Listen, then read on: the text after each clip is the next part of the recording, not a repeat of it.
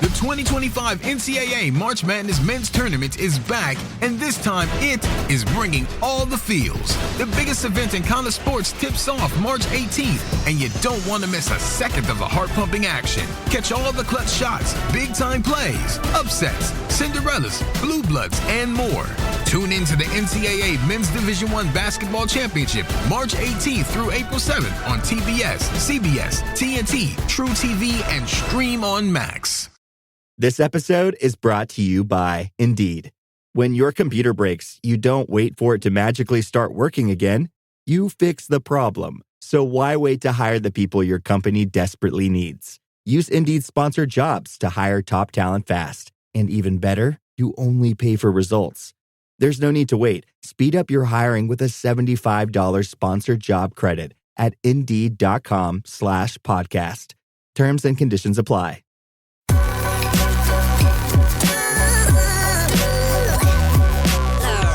The following is a presentation of the Belly Up Sports Media Network.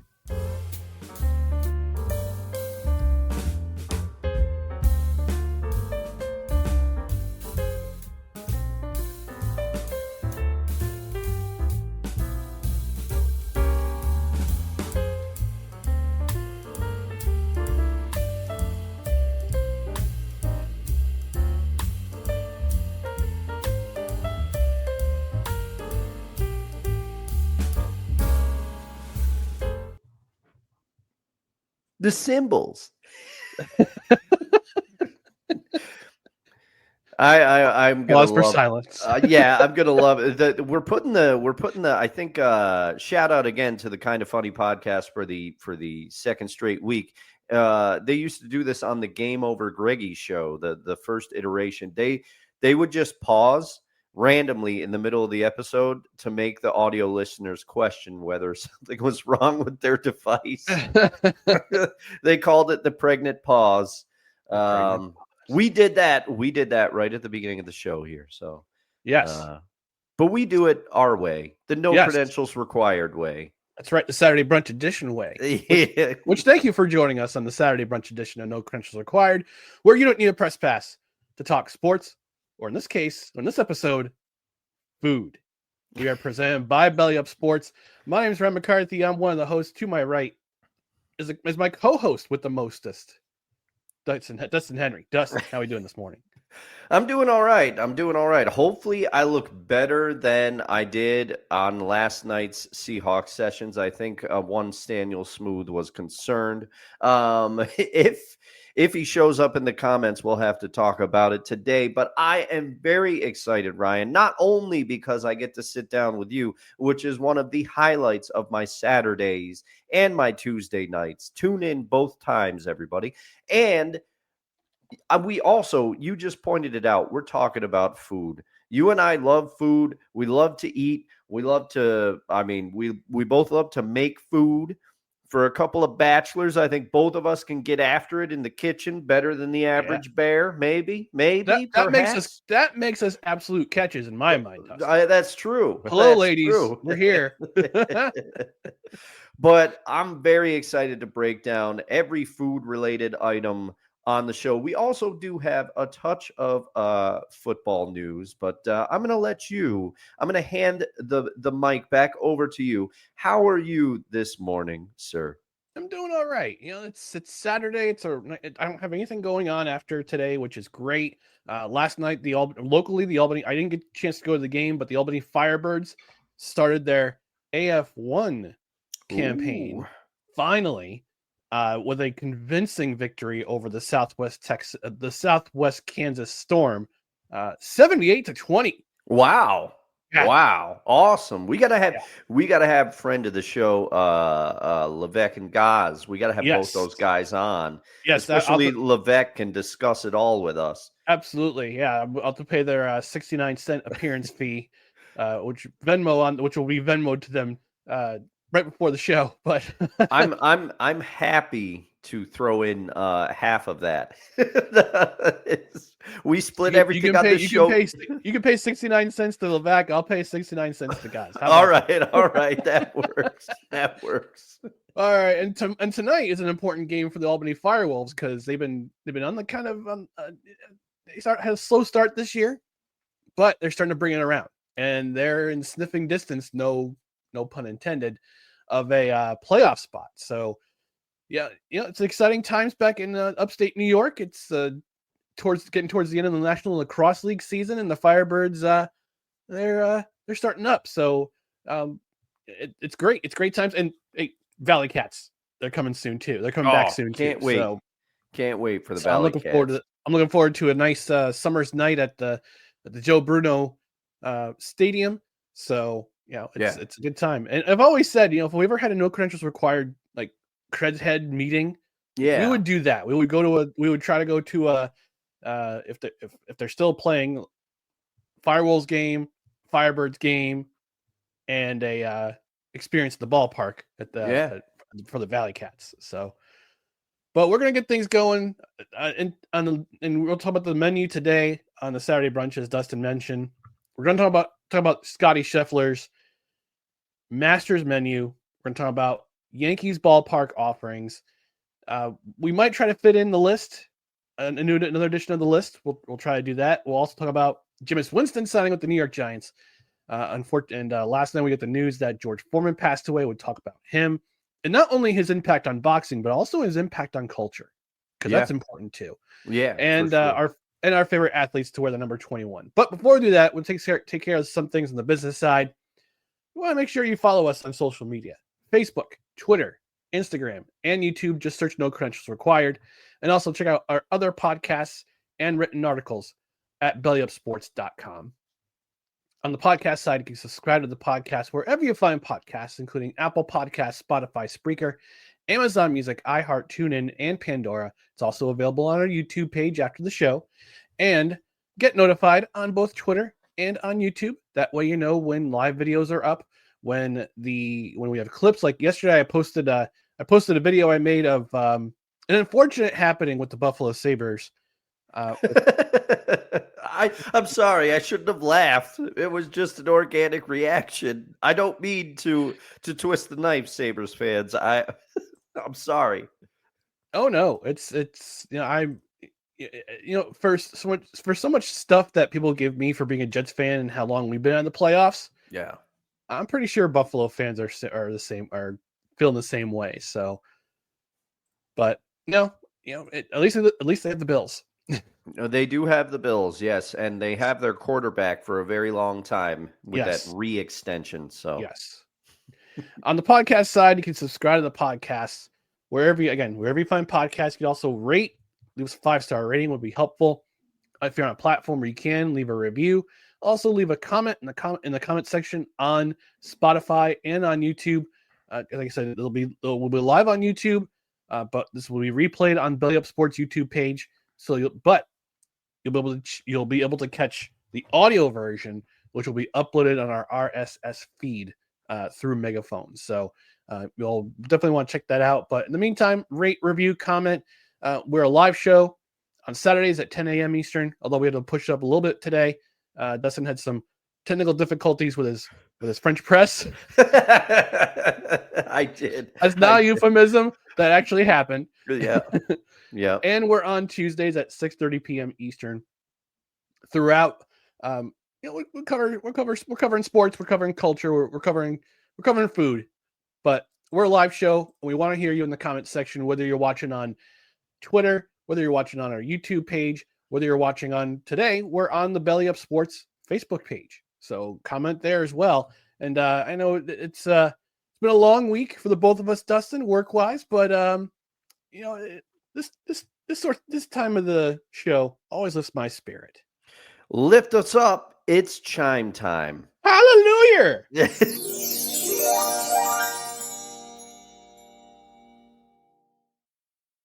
All right. So, and you got one comment, but it's from Facebook. It says during this broadcast, you can support the creator by sending stars, a digital gift that helps us earn money. So yes. So if you're watching on Facebook, please do. Please share. To give us a star. All right. So this episode as we talked about in the pregame and the leading up to the business side, it's all about the hot food takes today. Oh, yeah. But this is going to be an extended version of hot food takes in that the Masters is coming up. I think next in the next couple weeks. Yeah, next couple weeks, I'd say, because it's usually early April. And let me ask you, so, okay, quick aside, Ryan, related to the Masters. So I know many people consider Memorial Day the unofficial start of summer, right? So do you consider, now I know the first day of spring recently just happened. But I don't usually, what signals the start of spring to me truly is the Masters. I feel like once the Masters hits, spring has truly sprung. Do you feel the same way? I feel the same way. I definitely feel the same way. And yeah, you could say baseball is kind of the line where you say, okay, it's finally spring. No, it's the Masters, because you're actually a couple weeks into it, and yeah, this is when usually people go out, and at least especially in the Northeast, where they start hitting the links and going into getting their golf game on. So I got myself some new golf clubs a few years ago, and I haven't really gotten the chance to go out and hit with those golf clubs. So I'm going to try to do that this spring and summer. All right, here we go. A little live planning on the show. I have clubs. I haven't used them in a very long time. Candidly, I'm not the biggest fan of, I like being on the golf course, hanging out, maybe having a brewski, golfing at a leisurely pace, but I'm terrible. But what I really enjoy, even though I'm still terrible at it, let's you and I hit up the driving range and just smack a bucket of balls, man. Let's do that. There you go. So we're going to discuss, and again, it's a very extended edition of Hot Food Takes, Scotty Scheffler's Masters dinner menu. Now, if you're not familiar with what this dinner is, every year before the Masters begins, and I looked up the date, did some real-time research while Dustin was riffing, it's April 10th through 13th this year. Okay. So it's usually the second week. It's usually the second weekend in April. So every year before the actual ceremonies begin with teeing up with the actual tournament, on Wednesday night there is a special dinner, and the menu is determined by the previous year's winner. And I gotta say, Scotty Scheffler, he hasn't even teed off yet, and he's already won the Masters in my book. Okay, listen to this dinner. And this is on April. It's actually on April 8th, so it's the Tuesday before festivities begin. So this menu, I shared this with my sister last night, and she's like, "I want to go. Like, why didn't you get into golf?" Sometimes I ask myself the same thing. Like, why didn't I get into golf? Why didn't I listen to my dad all those years ago? Oh, I want to play football. I want to play baseball. I want to play this. No, you should consider golf. Now I'm like, Dad was right.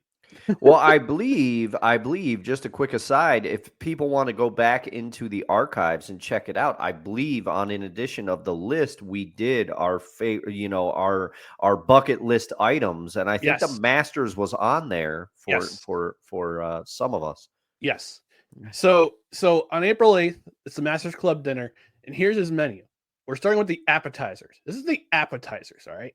All right. I'm in. Cheeseburger sliders served Scotty style. I don't know what Scotty style is. Yeah. But it has to be good. We should look that up and then make our own version of it in a special edition of No Kitchen Required, coming to a kitchen near you. Let's see. Scotty Scheffler. Oh, okay. Spin-offs on this show. I've talked about it before, but everybody should be. Ryan's brilliance in naming this show is perfect, because we can just spin it off into whatever we want. No kitchen required. We've talked about it. It may happen. So, okay. So this is what Scotty style is. All right. So he explains, and he was on the New Heights podcast. It's like, come on, guys, can we have our own space for professional athletes? Stop with the podcast, okay? There are so many. Too many.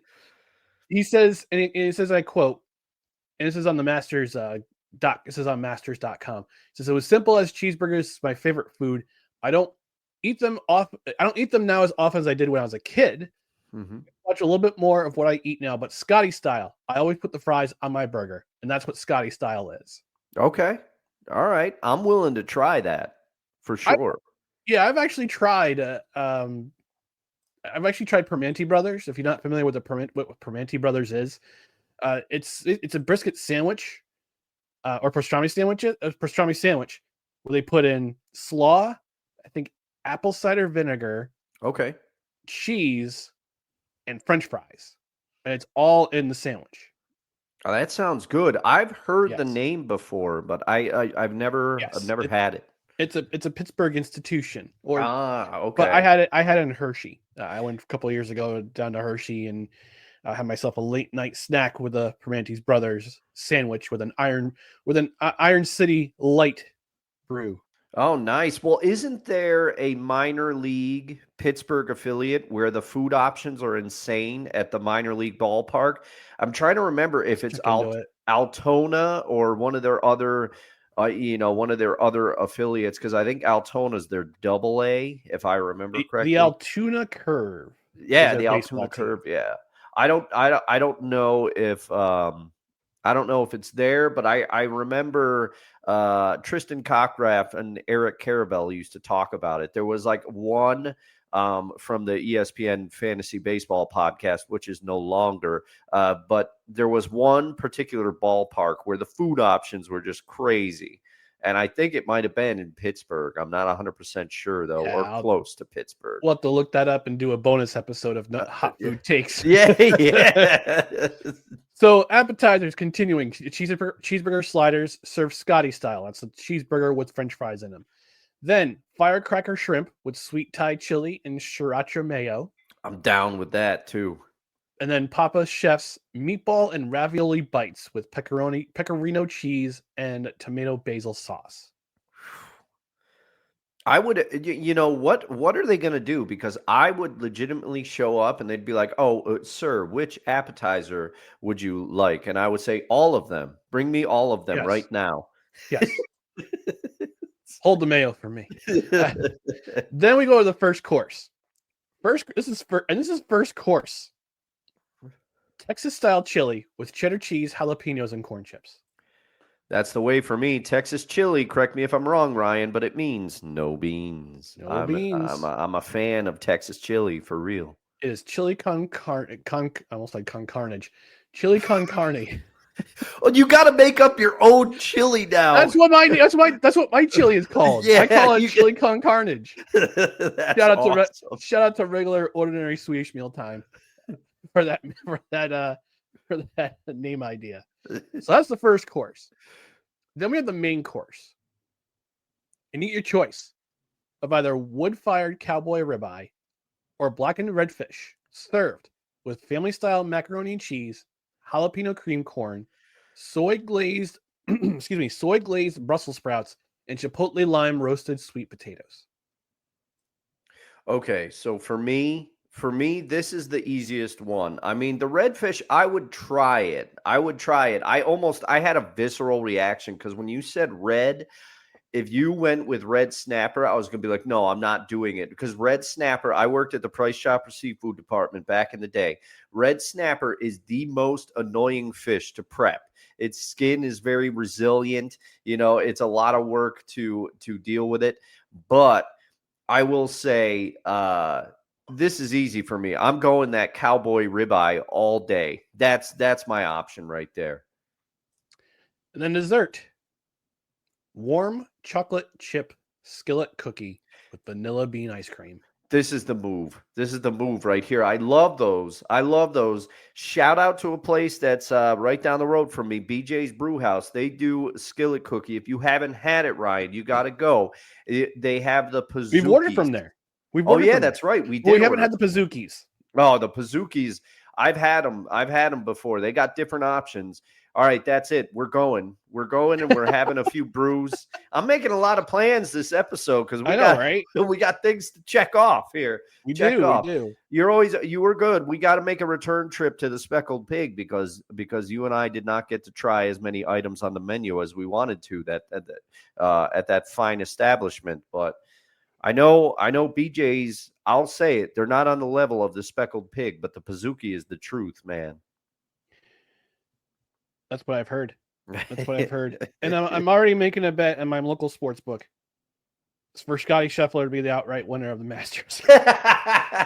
The menu has impacted you that much. The menu has impacted me that much to go out and make a small like $2.50 bet on Scotty Scheffler winning the Masters. It's a plus 350, so it's $11.75 return if he wins. So this might be his tactic. I'm getting a little tinfoil hatty. So he comes out with this fire menu, right? Imagine, okay, somebody eats the sliders, and then they decide to go with, and they have the Texas chili, and then they have the cowboy ribeye there, and then for dessert they're having a skillet cookie. They might not wake up for the Masters the next day. Scotty might be taking some of his competition out. It'll take you 2 days to recover, literally, figuratively speaking. Yeah. So this got me thinking about our hypothetical Masters dinner menus, and if we ever to quit our jobs, be the best amateur golfers in New York, and then try to win the Masters. I asked Dustin, I said, why don't we come up with our own hypothetical menus? Yeah. So I'm going to hand it over to you, Dustin. What is your hypothetical Masters dinner menu? Okay. Well, for me, I forgot that he had that many appetizer options, but I'm kind of basic when it comes to an appetizer option, but I will say I would do some type of like egg roll. There's all different types of egg rolls you can make. I would definitely do that. I would take his idea, except it wouldn't be burger sliders for me, although I love burger sliders. I would make a hot chicken sandwich or a fried chicken sandwich slider option. Those have really ascended I love making a hot chicken sandwich. And if you haven't tried a fried chicken sandwich with a little bit of Alabama white sauce, I learned what that was thanks to Conrad Thompson from Alabama himself. So if you haven't tried that, I would recommend trying that. So that's my first option. I would have either like I said, like egg roll or chicken sandwich sliders. I would also do, my Uncle Bill makes it. Shout out to him. This again, sorry everybody, but we're carb loading. I thought about putting fried calamari in there. I love fried calamari, but calamari is an acquired taste for some people. So I would want to make sure that everybody found something they would like. So shout out my Uncle Bill. He makes this pull apart cheese bread, and you just dip it in marinara sauce. It's amazing. He makes it every Thanksgiving. I always feel like I could eat 6 loaves of it. So I'm putting that on there as a third appetizer option. People are going to be falling asleep at my dinner. Okay. Now for the lead off course, I don't know what to put in the chili slot. I didn't really think of that. So I'm going to jump straight to my main course. We're doing prime rib. We're doing prime rib as the main option. And for people that don't like beef, I'm probably going to go in and I'll do like something like chicken parm. I love a good chicken parm, perhaps a chicken Milanese, something where it's chicken and pasta. But the first option is going to be prime rib. Second option, we're going chicken parm. So this is good. This is going to be heavy. And then, I'll steal his idea and I'll put a soup in there. I would probably have Panera do like a broccoli cheddar soup because I do love that. Or I'd have him do Soupa Toscana from the Olive Garden. I made a copycat recipe of that. I really like that. So in lieu of the chili, I'm doing that. And then for dessert, here's where I'm going to get fancy. We're going to get a couple options. We're going to get a little carrot cake for people that enjoy that, but I'm going to have to get my Uncle Pete to make it as close as possible to my mother's old recipe, because she can't make it anymore. But Uncle Pete did a great job. He recently made one, and it tasted like what I remembered. So, Uncle Pete, I'm going to need you to make the carrot cake. Second option, we're going cheesecake. I love just a basic cheesecake sometimes, if it tastes right and the crust is right. I'm not putting any cheese or any fruit on top of it. I'll leave that on the side for the people that want that. But cheesecake or Oreo cheesecake, I'll throw it in there. You'll get 2 options. And then the other dessert, we're going key lime pie, because I love key lime pie. I know cheesecake and key lime pie, they're very closely related, but key lime pie, one of my very favorite things to eat if it's made right. I just kind of riffed through that menu. I'm sure I'm going to kick myself later. There's going to be things that I missed, but that's what it is. And I'm going to throw it over to you. I almost put lobster on there, but I don't want to break everybody's budget, because having the prime rib, that's one of the most expensive cuts of meat, but it is my absolute favorite thing, and I don't have it enough. I wish I could have it more, but it's usually like a Christmassy type thing for me or a special occasion. But I just love prime rib so much. All right, it's my turn. Yeah, get after it. I'm going to switch things up here. Okay. And we're only going to do one appetizer. All right, nice. Because I have a feeling that with the 3 offerings he had for his appetizers, they're more of an amuse-bouche style. Okay. Like you get one little bite. Yeah. Just to kind of entice the taste buds a little bit. That's what an amuse-bouche is to all you unwashed masses who don't know what how to do an appropriate dinner menu. So I think that those are more like a amuse-bouche type of thing. So I would do you crawled into my head when it came to the appetizers, Dustin, because I had little mini egg rolls on my nice. Simpatico.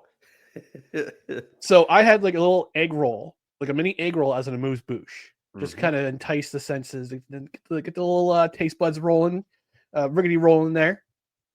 And an appetizer, I'm gonna go a little different here, because my dessert's gonna be much different than anybody else's. It's gonna be great. It's gonna be the best. It's gonna be the best dinner menu ever. The greatest ever.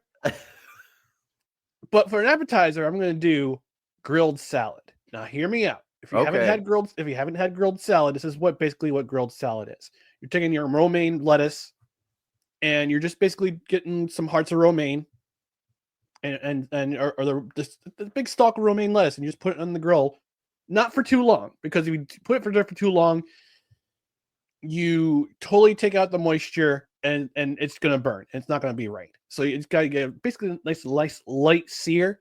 But I remember this salad from a tasting I went to at Boca Bistro in Saratoga in 2014. It was they did a collaboration with Dogfish Head beer, and they paired each course of the menu with one of Dogfish Head's beers. I actually still have the glass from when I went to that dinner. I still have it. Whenever I drink an IPA, I'll use that glass. Oh, nice. I won't use anything else. I won't use a basic pint glass. I won't put it in a Guinness glass. I'm not going to sully my Guinness with anything else but Guinness. My Guinness glasses. I'm not going to sully with anything else but Guinness. But whenever I drink an IPA, I use that specific glass. You probably have seen it on podcasts such as this one for a Friday happy hour. Or possibly your a round for the weekend live show you used to do. That too. Yeah. 50 episodes back in the day. But that's what inspired me for that. So that's my appetizer. That's going to qualify as my appetizer. All right. First course is going to be my chili con carnage. It's going to be chili with beef and black. I don't use red beans. I use black beans. You've had my chili before, Dustin. So I have. And even as a non-bean fan, I still enjoy it, because to me, you've got enough other flavors in there that the beans don't overwhelm it for me. Because beans, for me, it's a flavor thing, but it's also a texture thing. Beans has a double whammy for me. But for some reason, when I've had your chili, the beans, they don't overwhelm it. And my mom used to use those big red beans. I did not like those. No, I did I'm not like I'm not a red bean fan. I'm a black bean fan. But this is why I call it chili con carnage, because I have 2 types of meat. I always use 2 types of meat because it's gonna be 2 pounds. It's 2 pounds of beef. It's 2 pounds of ground meat. And the last time I made chili for chili con carnage for your Super Bowl party, I used ground bison and ground chicken. Yeah, so you got lean meats in there. Yep. No, that was a good chili. I remember that one. Thank you. And I always flavor it up with my sister always says, you flavor foods really well. I'm like, oh, thank you. You always season foods really well. Thank you. But I use the fire roasted tomatoes because it gets that nice little fiery flavor in there, that little char in there. I like that. So that'll be my chili con carnage, which is basically 2 meat chili with black beans, no red beans, black beans. That's the appetite. That's the first course. Main course is going to be you get 2 choices. You get smoked brisket, which is one of my favorite foods ever. Oh gosh, yeah. Or you get smoked chicken. Ooh, smoked chicken when done right. Yes. Very, very good. But I have not. Okay, here's a little moment we're gonna have. As you know, I like to smoke meats, right? I'm getting into it. I'm not the best at it, but there's a few things like pork. I've got down pretty well. Chicken, I have failed every time I've tried to do it. I don't know what it is. I can't get it right. I don't know how to get the crispy skin on the chicken. When I smoke it, it came out very rubbery the 2 times that I smoked it. I got like a whole chicken. So, man, I love smoked chicken, but not when I do it. Yeah, so it'd be smoked extravaganza with me, smoked brisket or smoked chicken. But with my sides, I would do roasted root vegetables and sauteed broccoli. Yeah, very good. You gotta roast your vegetables. I mean, steaming them is fine, but season them up. Them up. That's what my mom taught me because my grandma. Shout out to you, Grandma. I love you, but she always used to just overcook the vegetables slightly, and she didn't really season them with much. So I did not like the vegetables, and I would always tell Mom like I don't want these vegetables, and she said just let me roast them a little bit. She used to roast them on the grill and stuff, season them up. Vegetables are good that way. Just season them and roast them. It's very good. 45 minutes. Root vegetables take 45 minutes to roast. Just put a little olive oil. Mix it up with some seasoning, season them well, kosher salt, fresh cracked pep. Shout out to Maddie Matheson. Yeah. Kosher salt, fresh cracked pep, and maybe a little bit of a smoked paprika in there. Yeah, sometimes smoked paprika on there. And I used to do one of my everybody. Okay, here's my quick broccoli recipe. I'm not going to tell you where I got this because I can't.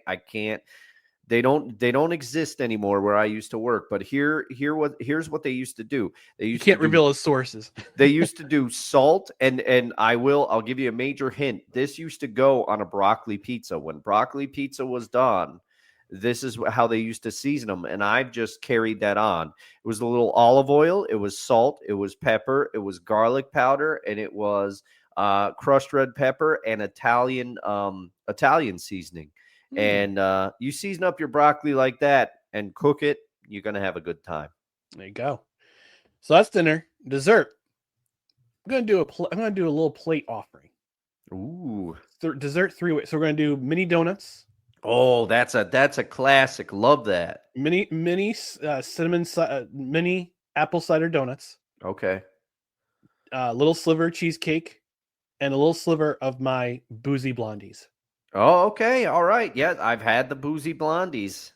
I have had the boozy blondies. It does not surprise me. You got 2 of your heavy hitters on the menu, your chili and the boozy blonde bars. Oh yeah. So that's our Scotty. That's our Masters dinner menu. Scotty Scheffler. We know you're a fan of the show. Yeah. Reach out if you want any more inspiration for you when you win the Masters this year and you have 2026. This is your inspiration right here, the both of us. And just a quick aside, because I forgot it and I'm mad at myself. I had written it down. The fried chicken sandwich, of course, for a slider, but also I would put Cubano sliders in there because I really love a Cuban sandwich. Fantastic. All right, before we hit the ballpark, we got some comments in the comment section. Kevin Wilson from a myriad of podcasts and shows, including Seahawks sessions. He says, I hit the road, but I wanted to get Don Sutton in as my favorite to wear number 21. So we're going to do our favorite number 21s today. Yeah. Sigdigi, our friend from Norway, saying good morning, good afternoon, good evening, and good night.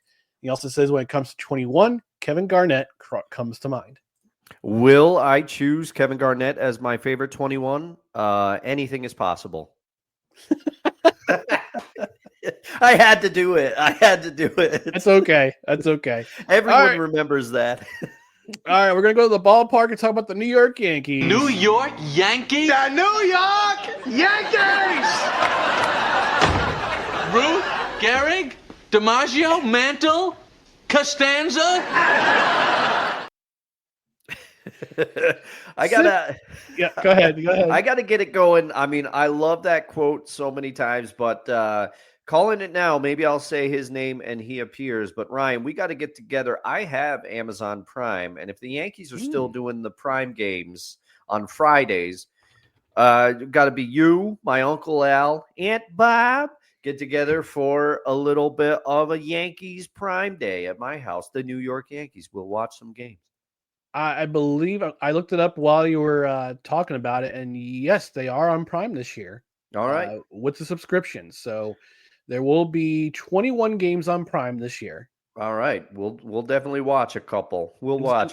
Some are on Fridays, some are on Thursdays, some are on Wednesdays. So it's gonna vary. So I'm looking forward to seeing some Yankee baseball, but I'm also looking forward to maybe going to a game this year at Yankee Stadium because as we were talking about this episode, what we're going to cover, because football is kind of slowed down with the free agency talk until the draft, which is late next month, and season's not starting until September.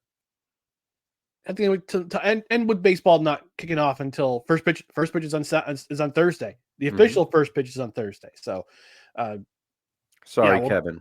Sorry, Kevin. If you're still listening. But I'm looking forward to going to the ballpark this year. I love me some minor league baseball. Our friend Brent Redlinsky from 1420 Sports Podcast had an episode talking about minor league baseball parks because, oh man, awesome. Minor league baseball is everywhere, and I love me some minor league baseball, but I still like to go indulge myself and go to a big league ballpark this year. Mm-hmm. So the New York Yankees, who we will be covering on this podcast throughout the spring and summer. Sorry, haters. They have introduced their ballpark treat offerings for 2025. And Dustin and I were going back and forth yesterday afternoon. I sent him a Twitter thread. He sent me an Instagram reel of what they're offering this year. They've put it on their website too, but I want to go through and talk about some of these ballpark offerings. The Mets have also put out a ballpark offering as well.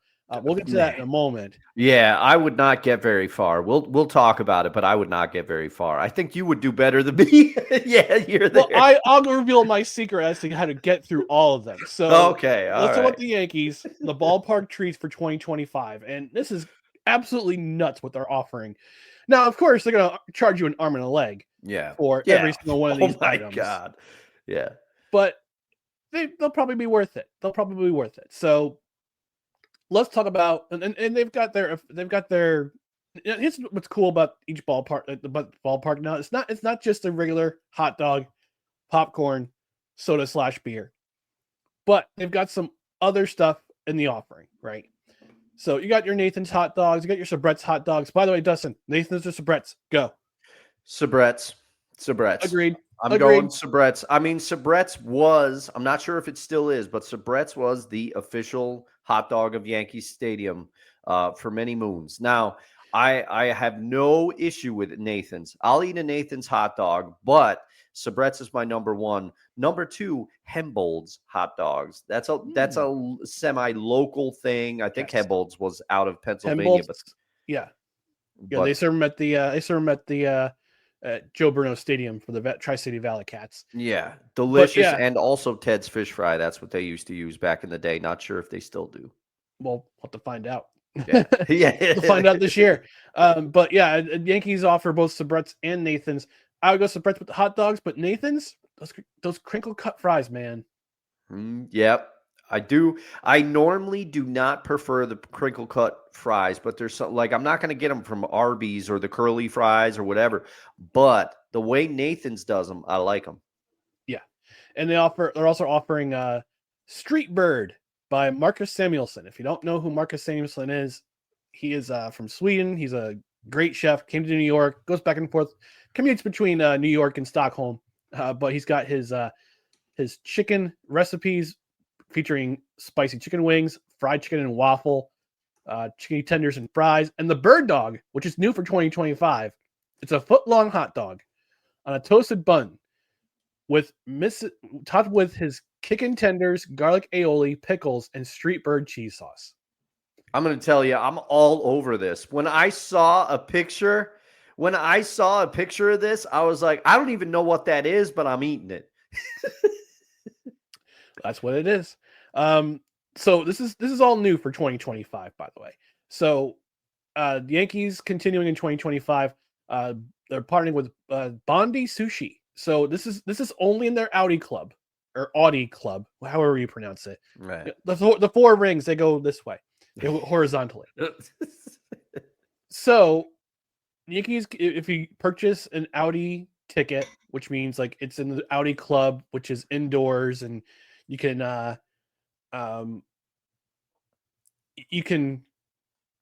sit indoors, not about to be bothered by the weather. Like if it's a cold day, you want to get yourself an Audi Club ticket.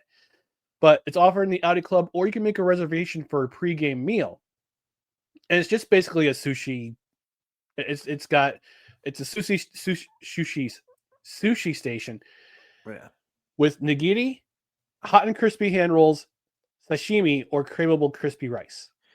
Yeah, I mean, here's the thing, okay? I love sushi. Sushi's been a relatively new thing. Only within the last 10 years or so did I make the voyage into sushi, because I have a great sushi place that is local to me, and there's surprisingly good options in the capital region. Fight me on that one. But I'm not getting sushi at the ballpark. This does not scream baseball to me. I'm going to leave that. And in the picture, all I saw was the sashimi. So I was like, that just doesn't compare. And it doesn't feel like a ballpark food. I know that Yankee Stadium, they're trying to elevate it. Ballparks all around the MLB, they're trying to elevate their food options. But this one doesn't fit to me. I don't know I love crispy rice. I love, like a spicy crunch crab roll, something like that. I'd imagine they have an option there. But this one did not move the needle for me. How about you, Ryan? Would. Okay. All right. If I were to indulge myself in buying one of those tickets for the Audi Club, I definitely would. Okay. Because here's the thing. It's a temperature controlled environment, so you don't have to worry about the sun, killing the flavor or the fish itself. Yeah, that's especially true. On a hot day. So more continuing in 2025, the Brooklyn Dumpling Shop. This one I was all over. I was like, woo! So here are their offerings for 2025: buffalo chicken dumpling with buttermilk ranch, kung pao chicken dumpling with spicy dumpling aioli, and wagyu beef dumpling with spicy dumpling aioli. Would. Yes, I am all over this. And also, the thing is, these dumplings, ultra transportable. Because I know one of my things, maybe I just have anxiety, but one of my things is when I order a concession at a game, I'm always worried about making it back to my seat without spilling anything, dropping anything. These dumpling options, all of them sound great, first of all. but they'd be a great option for me. And while we're at it, special shout out to the Adirondack Thunder, including canned options for their beer. So much easier to bring back to your seat. I love it. Thank you. They actually do have a stadium beer, which I'll talk about in just a moment. But there are new offerings for, let's see, dumplings. We got the regular stuff. Here we go. New for 2025. Meme Cafe of Mott Haven, which will offer chickpea. Oh, it's for people who are the vegetarian/vegan. Okay. They are offering a chickpea salad with arugula, Marcona almonds, cucumbers, pickled red onion, and harissa. That sounds pretty dang good. I think I would eat that. I love arugula. Arugula, one of my favorite vegetables out there. More new items for Yankee Stadium in the 2025. Mac Truck, which is a food truck, launched in Saratoga. Now offering premium mac and cheese. They have a new one for 2025, pulled pork mac and cheese. Yep, I'm in. LaBelle's, which is a New York staple, they're offering a roast pork and broccoli rabe sandwich in 2025. I'd hit that. Yeah. Oh my goodness. I love broccoli rabe, first of all. And I do. There's a local place here that they have a sandwich called the Big L, and they put broccoli rabe on it, and it's delicious. Are also offering Stadium Street tacos in section 311. So it's shredded chicken carnitas, avocado crema, chipotle aioli, cojita cheese, pico de gallo. Guests receive 3 per order. Oh yeah, I'm in on that too. I'm in on that, especially because chicken is great. We all know it, but it's not necessarily my first option when it comes to a taco. You give me pork carnitas, I'm in on that, and also a beef option. But I'll try the chicken. Everything else sounds delicious. Yeah. More for 2025 from the Fresh Direct Terrace. You've got the Pineapple Cup, which is fresh cut pineapple, sweet and sour, sweet and spicy chamois sauce, and a lime wedge, which sounds pretty good. They're also bringing in Jamaican beef patties. Yes. One just standard, and the other one is a stuffed patty with beef patty, cilantro lime, slaw, and jerk barbecue aioli. I'm all over that. All over it. And then they're also offering empanadas from Nuchas empanadas with 3 styles: Argentine beef, chipotle chicken, and pinto bean, which is a vegetarian option, all served with salsa verde. Oh yeah, I love me some salsa verde. I like a lot of different kinds of salsas, but salsa verde is something I came into within the last few years. I've tried to open up my food options and become more cultured to the degree that I can. Salsa verde, delicious. These are the ones we were talking before the show in the green room. These are the ones these empanadas caught my eye, but I wouldn't be getting down on the pinto bean ones, but I'm glad they're there for the people that don't eat meat. That's right. And then you have Christian Petroni. I haven't heard of this guy, but apparently he's been on Food Network a bunch of times. He's big in New York, he's big in New York with the Italian cuisine scene. They've partnered with him for 2025 to introduce the Petroni tiramisu. Espresso mascarpone cream, ladyfinger cookies, cocoa powder, but served in the ice cream bowls you see in the ballpark, the mini ice cream bowls. I'll show a picture. This is what they look like. If you're watching on the replay on bellyupsports.com or bellyupsports or our Twitter channel, that's the tiramisu. It's being served in those ice cream bowls that they used to get at the ballpark. And when I first saw this, confession time, when I first saw this, because candidly, I'm not the biggest tiramisu fan. It's one of those desserts for me that I like everything that's associated with it. Like, you give me the list of ingredients, I'm like, yeah, I'm in. But then I try it, and there's something about everything together. It's just not my favorite. But when I first saw these, I know you're a big fan. I know you're getting down on one of these. When I first saw these, I was like, are those ribs? Are those smoked ribs in a helmet? Because I was like, if that's smoked ribs, I'm getting one of those. But that's the cannoli. That's the tiramisu in Yeah. the cup. Now they've also introducing a partnership with Mr. Softy Sundae. It's a Patroni Mr. Softy Sundae. Vanilla ice cream, hazelnut hot fudge, cannoli praline crunch, and vanilla panna. Yeah, I'm all over that one. You can have the tiramisu. I'll be eating that one. Woo. And this is what it looks like. There it is. Oh man. Again, all right. served in the mini helmets. Yep. No, that's because also another glaring omission from my master's menu. Cannoli would be another dessert option on there. I love cannoli. Mini cannoli in the sampler. Dessert sampler. Yeah. Trying to find more for 2025. All right, let's talk drinks. Let's talk about these drinks for 2025. Let me see if there's any more. Let's see. New cookies in 2025. Sweet and salty chocolate chip and M&M. Mm-hmm. Okay. Yep. Okay. Let's see. More new stuff. Let's go to the drink. So, alcoholic beverages. They are introducing a signature stadium beer, available throughout Yankee Stadium. It's they've partnered with Goose Island.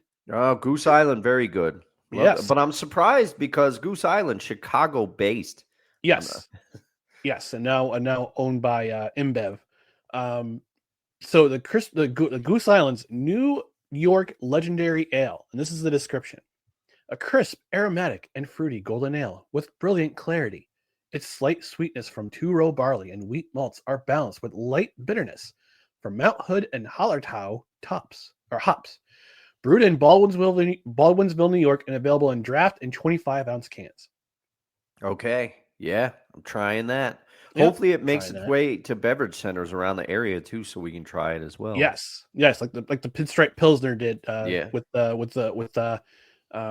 Was that Blue Point? Yes, No. Blue Point. Okay. I was trying to think of the name. I'm like trying to think of the name, but they actually have a pretty good smoked porter too. I think, or smoked lager, which is pretty cool. New specialty drinks for 2025: the Aspen Espresso Martini. I want to try this. All right. Yeah. Aspen vodka, cold brew, coffee liqueur. I would definitely try it. I'm not the biggest vodka fan, but you put it in a combo like that, of course, I'll try that. See, you're not big on vodka. I'm not big on tequila.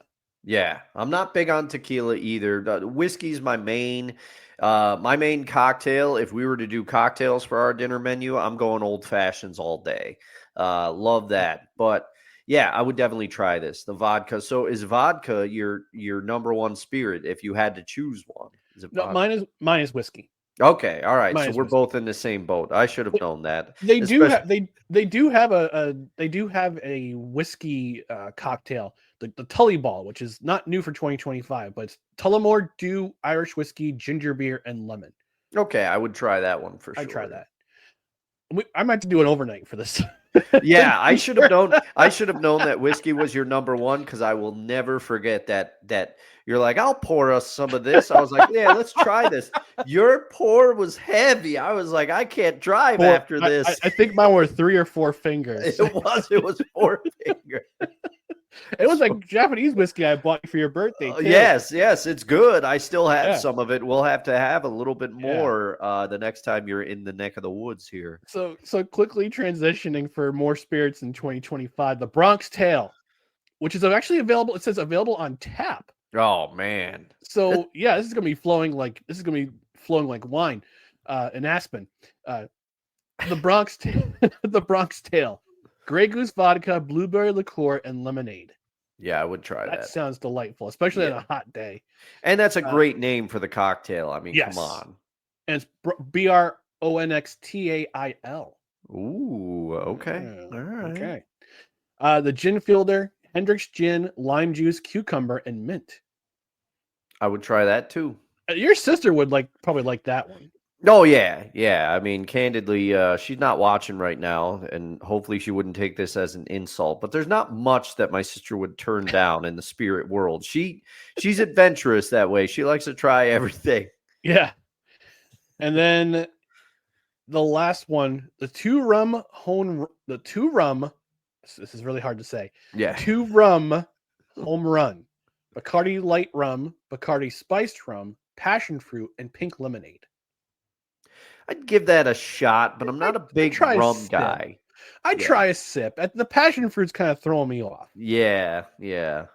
Because it's not, because passion fruit isn't really, it's not really native to the Northeast. Yeah. It's more of an Asian tropical flavor. So I don't know, maybe I'd try it. I'm trying to find if there's any more offerings for 2025. Nothing really outstanding that's pointing out to me. The sundae, the cookies. It's a big chickpea salad, which is pretty. I try that. What about that Cubano sandwich that I saw earlier? Let me see. There we go. Yep, there it is. The Sando Cubano. Yeah, it's in sections 109, 213, and 331. The Cubano, it's the spicy chicken, smoked ham, Swiss cheese, pork floss, fuku honey mustard, and on a potato bun.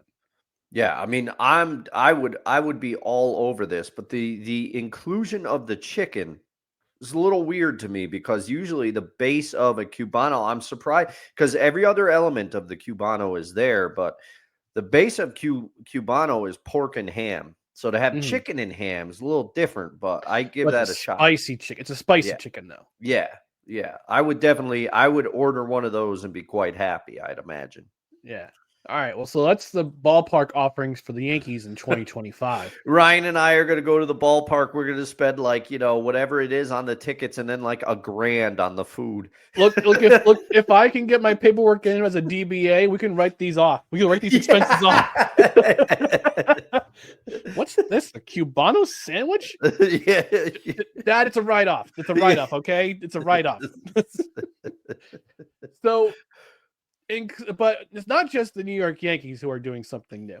It's also the New York Mets. Yeah. And I saw this yesterday. It's a tweet from Paulie Mets, the account called Paulie Mets. And I'll share this on the screen, but we'll talk about it on the podcast side for those who are listening. Breaking new at Mets games this year, the Dog Bowl. For $12.99, fans can get 12 hot dogs stuffed inside of a Mets helmet. Could you finish this? For me, it's a no. I will respect them, though. I like the price on that. 12 dogs for $12.99. I mean, you can't beat that. It's basically $1 a dog, so pretty close. And you put up a poll, could you crush this? And 76% said easy. Yeah, no, I'm not.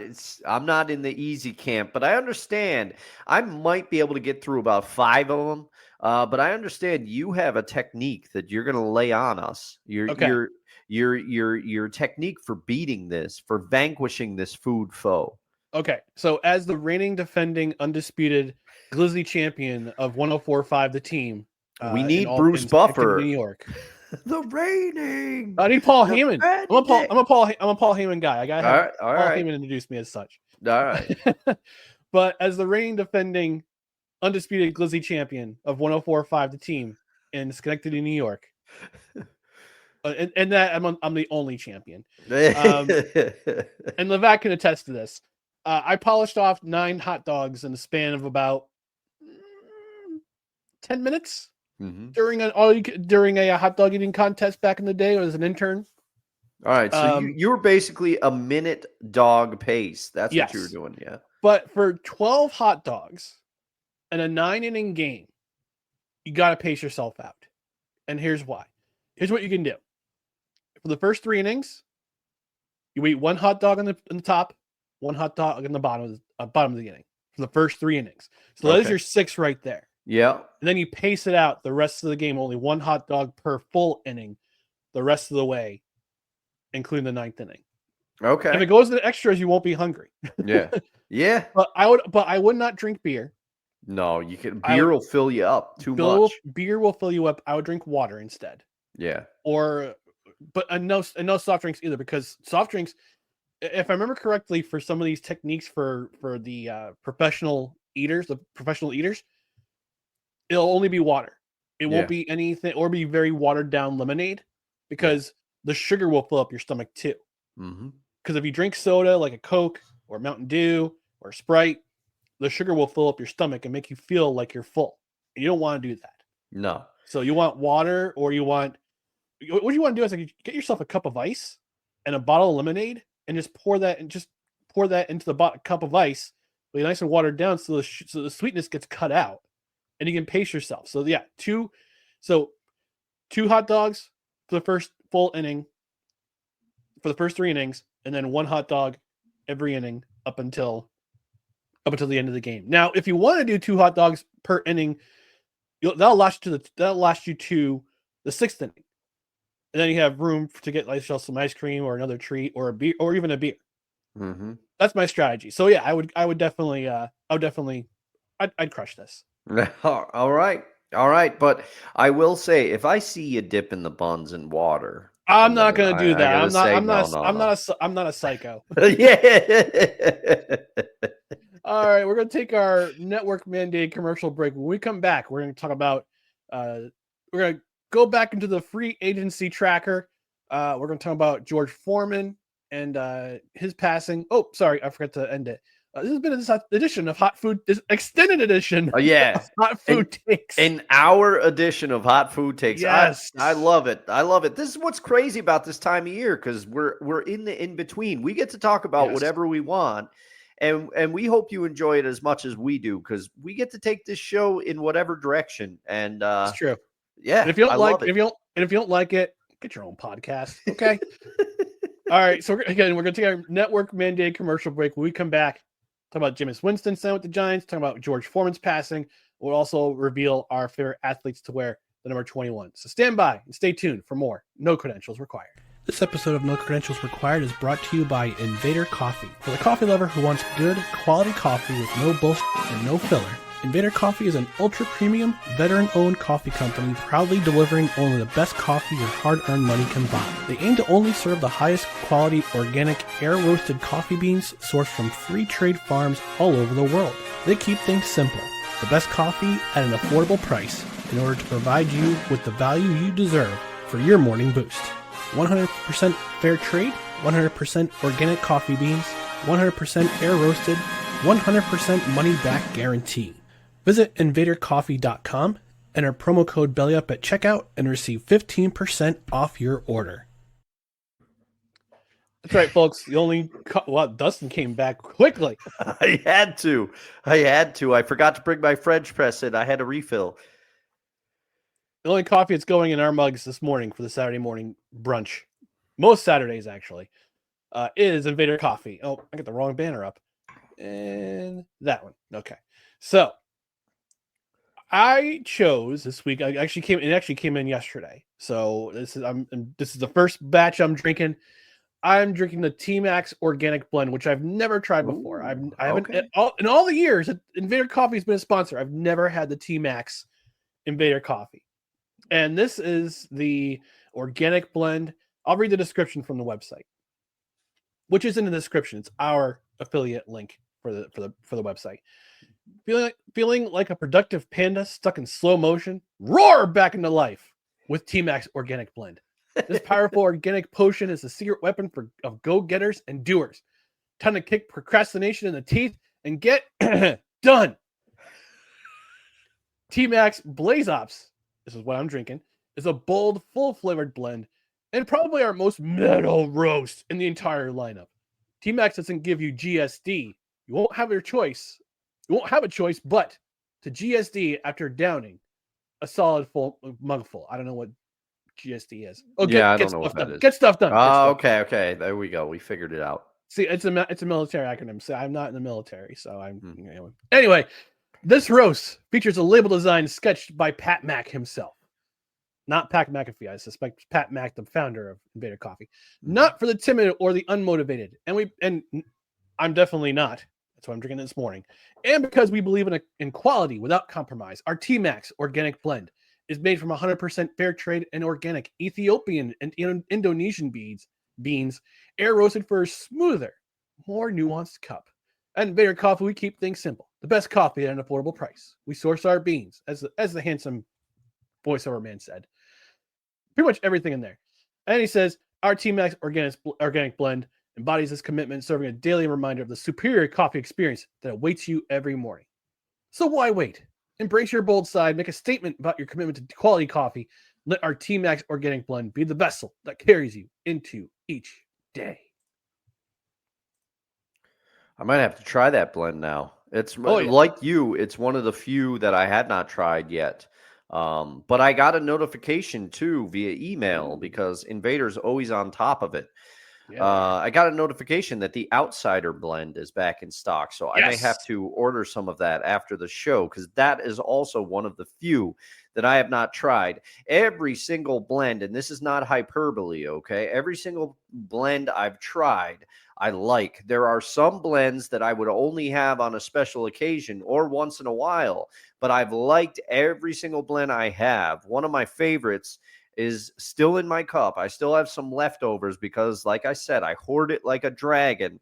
I still have the cookie crumble, and it tastes great. I'm drinking it right now, but I also have Donut Dealer, which that one might be at the top of my list. Every time I drink it, I'm like, does this overtake the Bad Santa or the cookie crumble? I don't know that because those are my top two. I mean, I love the pumpkin pecan, a lot of the seasonal blends, but man, the Donut Dealer is really good. And I like the OG blend. I might re-up with a bag of that too. I was hoping to get some K-Cups for the office. They seem to be out of stock, but the Mexican chocolate K-Cups are in stock, and they were running a deal of buy a couple, get a couple free. So, you know, there's a lot to like about Invader Coffee. And use our affiliate link, help the show out, and also type in Belly Up at checkout. You get 15% off your order. And as we always talk about, if you're a longtime listener, you hear us talk about this every week. It gets there fast. The shipping is fast. You pay a little bit more, but it's priority. It gets here fast. And their customer service is if you ever have an issue, you can reach out to them. They're very responsive. Yes, they're very good with their customer service, and they always try to make it themselves. They always try to write a handwritten note with every receipt you get. So when I made my order last time with the Donut Dealer, which I've been enjoying the last couple of weeks, and I also bought a bag for a deployed member of the military, which you can do for $17.99. They put in a handwritten note saying thank you underneath the line item where I ordered for the bag for the deployed troops, because our troops deserve the best, right? Yeah. And they deserve the best coffee, and Invader's the best coffee out there. So yes. And as always, Invader Coffee, they get our no credentials required seal of approval. Good old puppers. All right. We've had one significant movement in the free agency market in the NFL, so let's talk about it in the Loch Ness Monster NFL free agency tracker.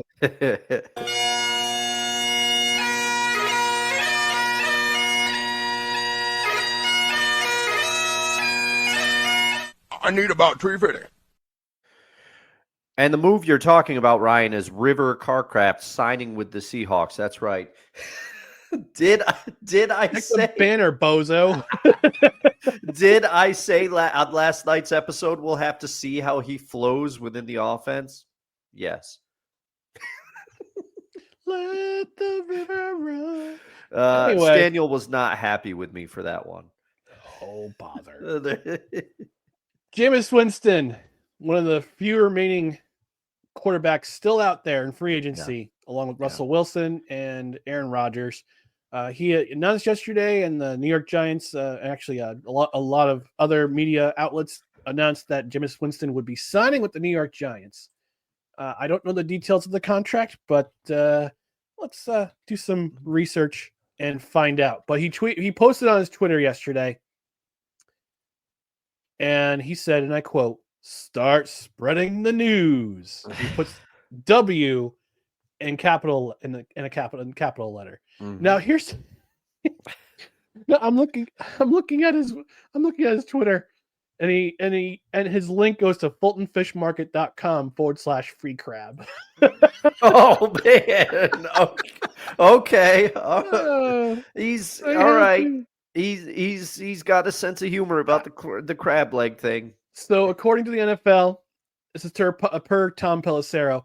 2 years, $8 million. 2 years, $8 million. Good God. All right. Yeah. I'll be right back. You riff. I got to talk about, I'll be right back. All right. So Jameis Winston in with the New York Giants. Now, I have a lot of feelings about this signing. I know Jameis has had his past issues, and a lot of people like to bring those up. But he seems like a great teammate, and seems like somebody that people really respect in the locker room. Now, I wish Uncle Al was watching because I could get his thoughts as a Giants fan. But if you're a Giants fan, does this move the needle for you? We'll have to reach out to our good friend of the show, Wise El Jefe, ask him about it. Because for me, you're going to get Jameis Winston, and you're going to get everything that comes along with Jameis Winston.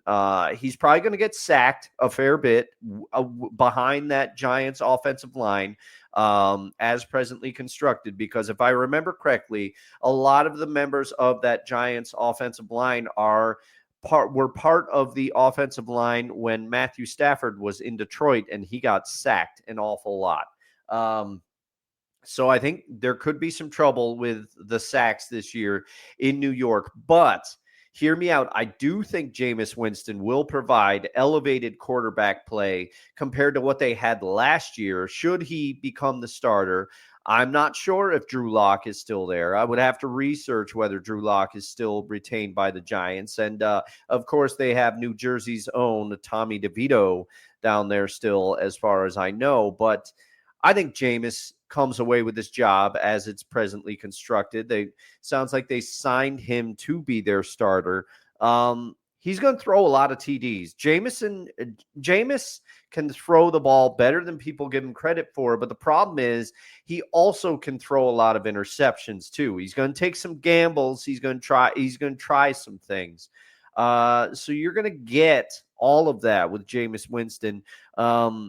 But I think it could be a potential rough season in New York. But you put together Jameis Winston with that offensive line, which I said was not great last year, not great at protecting the quarterback.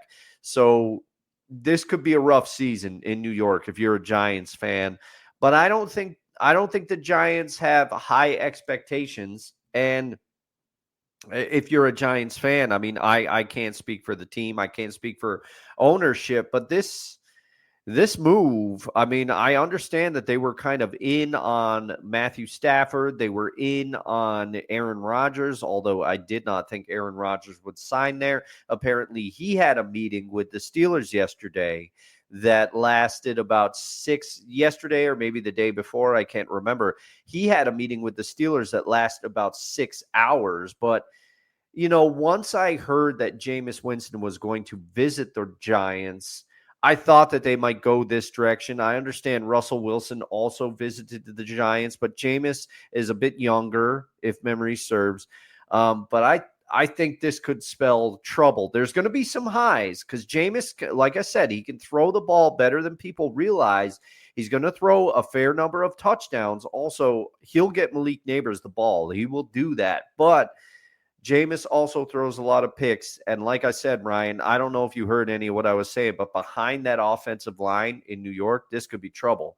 Because if I remember, the offensive line in New York had a lot of the former players on the line in Detroit when Matthew Stafford was getting sacked a bunch. So this could be tough. This could be a tough season. I was saying that we should have Wise on the show at some point to talk about signing. And I wish that Uncle Al was watching this morning because it was a rough season for him last year, but I'd love to get his thoughts on Jameis. I'll probably have to reach out to him via text, see if he's okay. Yeah. Jameis Winston has, throughout his entire career in the NFL, he's been high risk, high reward. Yeah. And I would have to think this is going to be a bridge situation because he's only signing for $8 million. Yeah. And I have to think this might be I don't know if it's a fully guaranteed contract or not, or if it's just a 1-year deal and they had the option to release him in 2026. Mm-hmm. The full details haven't come out yet, and they probably won't come out for a bit. With a lot of these contracts. Yeah. So it's a nice move for the Giants. It gets them the bridge quarterback, and I have to think the Giants are going to do one of two things when the draft comes around, because they're going to pick quarterbacks. They have to pick quarterback no matter what. Yeah. They're either going to trade up to the Titans and pick up Cam Ward, or they're going to stand pat at 3, or was it 3 or 4? I think they're 4, but don't quote me on that. Let's double check. At 3, they are at 3. Oh, okay. They're at 3. Okay. Yeah. Okay. So are the Raiders at 4 then? Where? No, it's Tennessee, Cleveland, Giants, New England, Jacksonville, Vegas. New England. Okay, I forgot. Yeah. It was one of them. It was whether the Giants or the Patriots that were at 3 and 4. I thought I might swap them in my head. But yeah, Giants are at 3. So either one of two things is going to happen. Either Joe Shane is going to grow a pair and trade up with Tennessee, swap with Tennessee, and they'll pick up Cam Ward because he's the top-rated quarterback in the draft. Or they'll stand pat at 3. And much to Deion's chagrin, Shedeur Sanders will be with the Giants.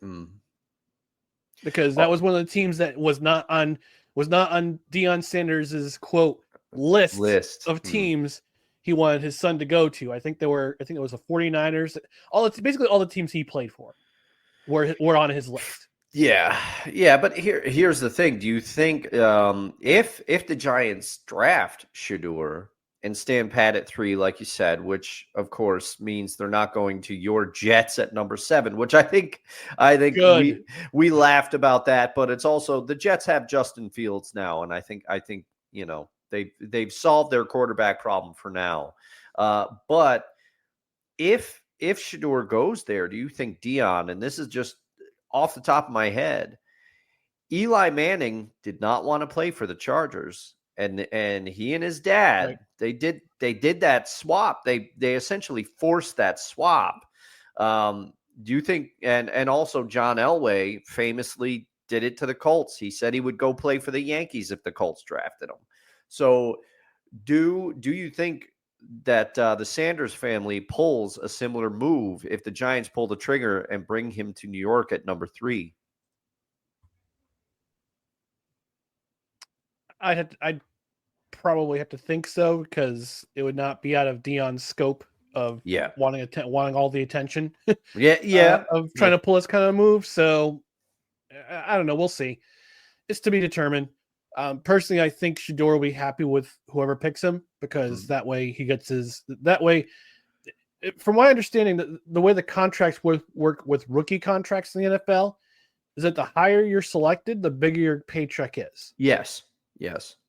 So, and he can always, and if he does well enough in New York or wherever he's picked, he can renegotiate after year 3. You can enter a negotiation period where you can extend, you can sign an extension, or you can wait it out until year 4, where the team has the option to exercise a 5th-year contract. Yeah, and I guess, the Giants, they're a work in progress, and if the season goes sideways, honestly, I don't know if Joe Shane will still be there. Or Brian Dable for that matter. Or Brian Dable for that matter. But if you're a quarterback and you're a young quarterback, you got to be happy with the option of throwing to Malik Neighbors, because he proved last year he's a man. He's a man. So there's worse things than having a proven number 1 receiver. Yeah, he was on my squad, which won the fantasy football championship this year in our league. So there you go. So I might for the Taylor Ham Sandos. So we might run it back with him next year. To be determined. We'll find out in the draft, when we draft in September or early September. Yeah. I'm hoping to do a live draft this year, with the exception of one of our members who is down south. Okay. But I'll figure it out before then. Too much. I hate drafting virtually. It's a bummer. And it's been going on for too long. So I want to get together and just have a draft with all the guys. All right. That's just me. So with Jameis Winston signing with the Giants, that leaves, and I think Dustin probably mentioned it while I was out, just getting a quick remedy real quick. And checking out my cat, because he's jaw-jacking right now because I'm in here with the door closed. Right. That leaves 2 prominent names out there for free agency with quarterbacks. Aaron Rodgers, the Minnesota Vikings earlier this week told him to kick rocks, and it made me feel like this because the meme will not be completed. Yeah.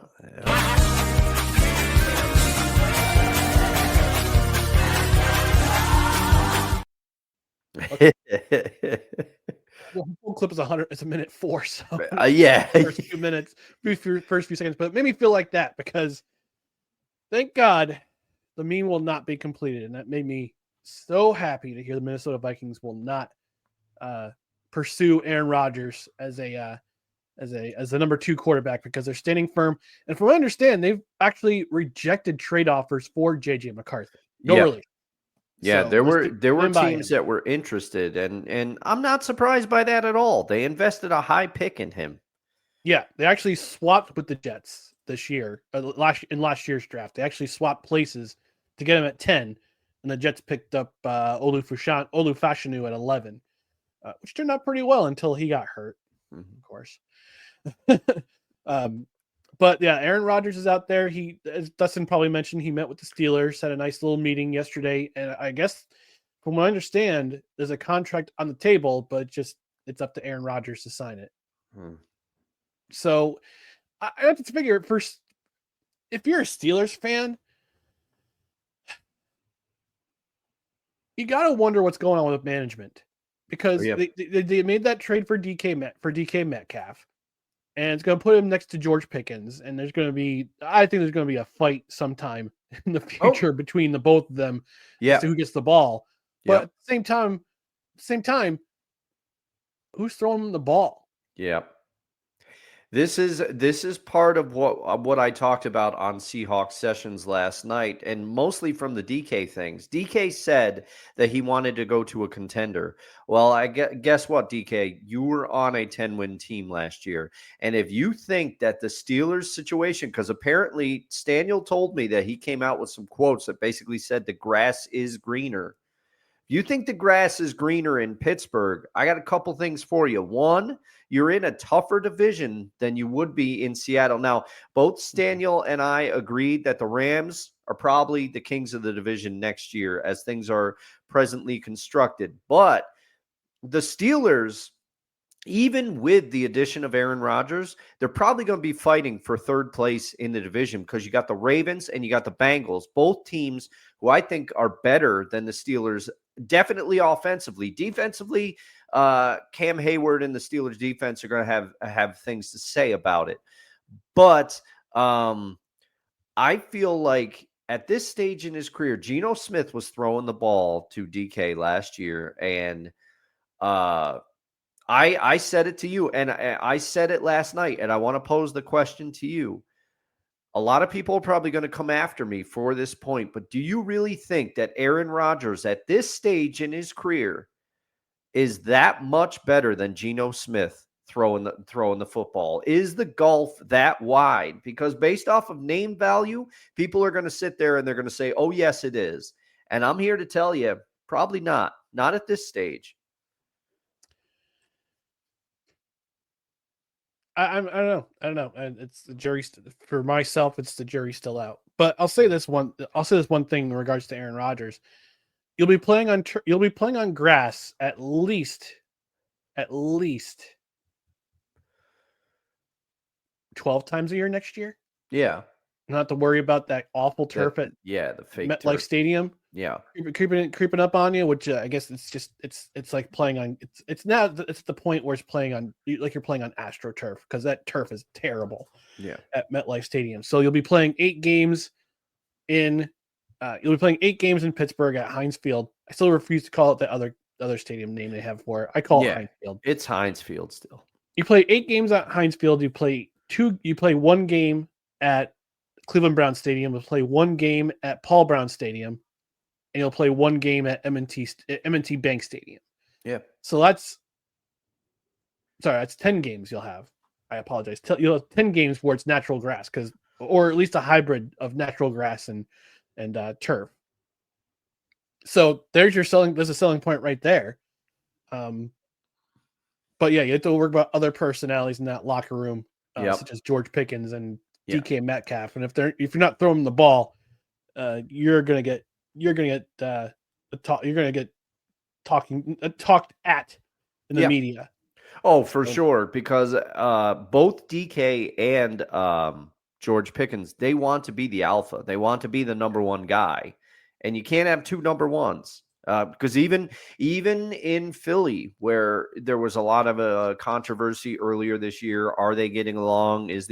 Are things okay? One of them is going to suffer because either AJ Brown or Devonta Smith, both talented enough to be the number one wide receiver, one of them's not going to get the ball enough to their liking. It's just the law of averages. No, but from all indications, they don't care. They're winning. Yeah, when you win, that's the thing. Yes. Yeah, when you win, it's a lot different from when you're losing. Mm-hmm. Like if you're winning and you're not getting the ball, who cares? It's a win. Yep. And if you're losing, all bets are off. Well, and I would say that from an outside observer, I would say that AJ Brown and Devonta Smith both a little more. DK's fiery and George Pickens talks a lot. So you put that together, it could be like nitroglycerin in that Steelers locker room. It's going to be an interesting year for sure. Yeah, that's for sure.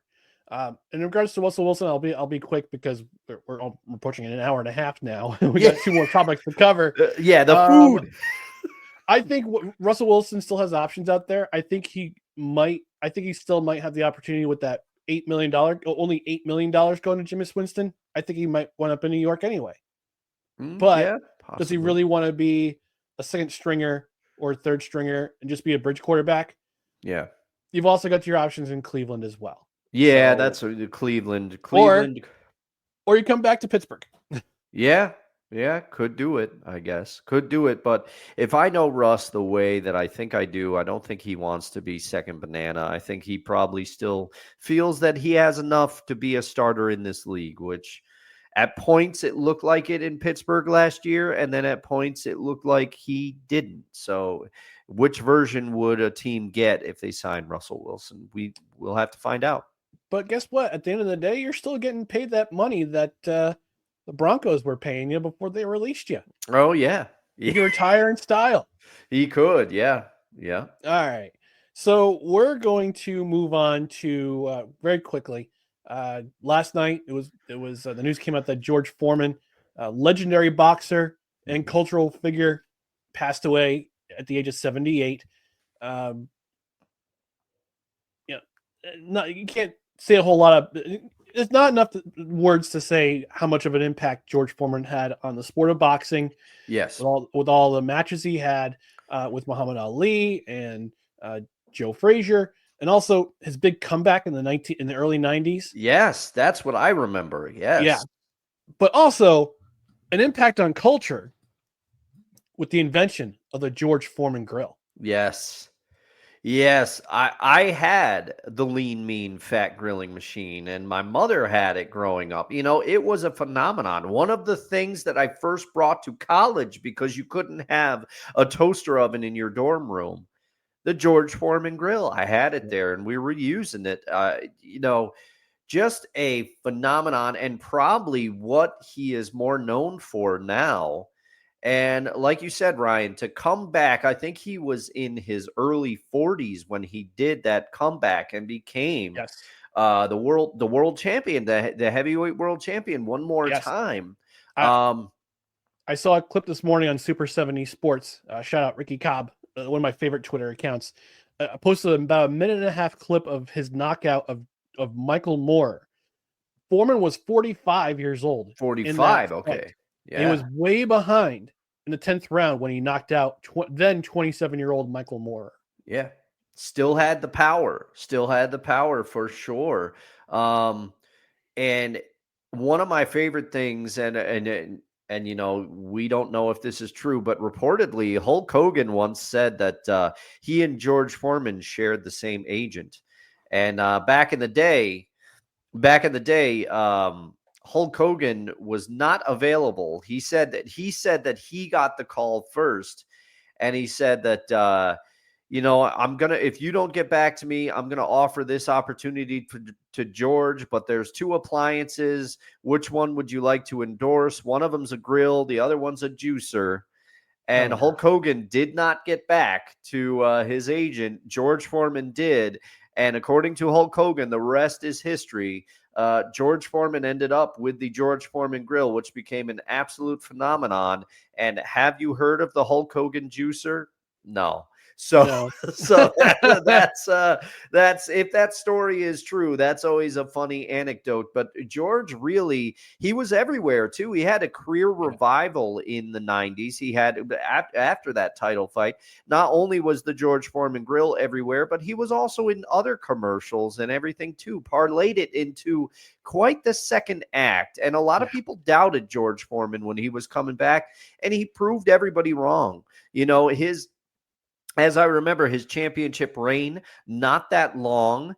The second when he won that by knocking out Michael Moore, but still he did it. He got to the mountaintop again when a lot of people told him he shouldn't come back, doubted him. Also, George is known for naming his kids all various versions of George. I remember that. And he just looked the same for many, many, many, many years. I did not know what his age was because he looked locked in time to me at a certain age, aged very well. And like you said, his impact on culture, pretty amazing. And I remember playing a George Foreman boxing game on the Game Boy back in the day. Lots of hours put into that one. So R.I.P. George. Good for you for coming back, serving as an inspiration to people, showing that you could still do it at your, by boxing terms, advanced age. Yeah. And I got to correct myself. He was 76. My math. 76. Yeah. I suck at math. Me too. But his career record, his career record is incredible. 76-5. Yeah. In 81 fights was 76-5. 68 wins by knockout, 8 wins by decision. Was only knocked out once. Yeah, that's amazing. 5 losses. His losses were to Shannon Briggs, Tommy Morrison, Evander Holyfield, Jimmy Young, and Muhammad Ali. Yeah, I mean, and, his first loss was to Muhammad Ali by knockout at the in Zaire. The Rumble in the Jungle. If it were. But yeah, his incredible career was also an Olympic gold medal winner. Wow. He won a gold medal in boxing in 1968 in the heavyweight division. And here's the story of it. This is per Wikipedia. In the gold medal match, Foreman defeated the Soviet Union's Jonas Sapoulis. The referee stopped the fight in the second round. Oh, wow. Sapoulis' face was already bleeding from the first round from Foreman's punches and had to take a standing 8 count early in the second round. Wow. George always had that power. Always had it. Yeah. So George Foreman, incredible guy, incredible man. Between his professional career, he actually competed in season 8 of The Masked Singer. Oh, I did not know that. Yes. Yeah, he was in The Masked Singer. Eliminated on Hall of Fame night alongside George Clinton. Oh, man, of the Parliament Funkadelics. Okay. Yes. Yeah, but he's an inspirational dude. I'm in my late 40s, and I'm like, if George Foreman can do all the things he did in his mid 40s on, like, think of the things I could do. Crazy. Got to get back in shape myself, and I'll use George as an inspiration for sure. Yeah, got that George Foreman Grill, my friend. Yeah. Do they still make George Foreman grills? I think they do. I mean, the version my mom had was pretty awesome. The thing had like waffle molds on it. Like, it had swappable molds. I had one of the original ones, and I got to tell a quick story. My grandma was so mystified by the times on the George Foreman Grill because it came with a little book and it had some recipes. She did not believe that it could cook burgers in the time that it said. She just didn't trust it. So she's like, I don't like cooking burgers on that thing, because it turns out my grandma was cooking these burgers on the Foreman Grill for like 10 minutes. They were like dried out hockey pucks. It's like, come on, grandma, you can't do that. And she's like, well, I just don't trust the times. And you could trust him, grandma. That Foreman Grill got things cooked for you fast, and it was delicious. And the juice really would. The fat would run down. Yes, it would. You clicked into that little contraption that you can throw it out afterwards. And I looked it up, real-time research. The George Foreman Grill is still available at retailers like Walmart, Amazon, and on the official George Foreman cooking website. Still in production. We meant to do a no kitchen required with a George Foreman Grill. Yeah, for sure. We'll get some recipes going. Here we go. We'll cook our master's dinner menus exclusively on the George Foreman Grill. Yeah. That should get interesting when we get to like the cheesecakes and stuff like that. Oh my gosh. Roasted vegetables on the George Foreman Grill. I would try that for sure. Oh my goodness. All right. Quickly transitioning to our favorite athletes to wear number 21. This is the 21st episode of the new year in 2025 for No Credentials Required. We're talking about our favorite athletes to wear the number corresponding with the episode.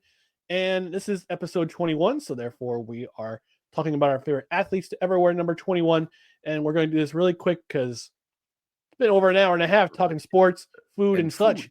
Yeah. Dustin, your favorite number 21. All right, this one's going to be easy for me. I didn't have to think about this one for very long at all. And I told you that we were going to enter a Yankees stretch at some point on the show. Here we are. Number 21, Paul O'Neill. Hey. Paul O'Neill, when he was acquired from the Cincinnati Reds, one of my or signed, I can't remember whether he was traded for Roberto. He was in a trade for Roberto Kelly. And I remember Yankees fans being pissed. They traded Roberto Kelly. Yeah. It worked out, didn't it? Yeah, look how that worked out. I loved Paul O'Neill, his fieriness. You would always see him after a bad at bat. He'd be punching the water cooler in there. He really played. He just embodied a spirit of the Yankees for me, and it's why those teams. I mentioned Jorge Posada last episode for the content because I didn't want it to just be all about Barry Sanders, even though Barry Sanders, the man.